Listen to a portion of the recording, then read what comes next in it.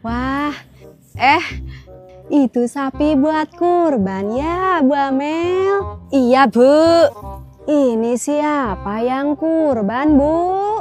Ya saya lah, Bu. Wah, alhamdulillah. Hebat ya, Bu Amel udah bisa kurban. Saya juga maksain, Bu. Nabung tiap hari sampai kebeli sapi. Syukur atuh, Bu. Semoga saya juga nanti bisa berkurban kayak Bu Amel. Iya, Bu. Banyak-banyak berdoa aja ya.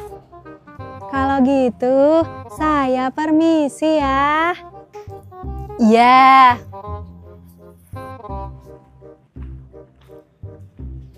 Bu Amel, sapi saya udah dikasih makan? Udah, Bu.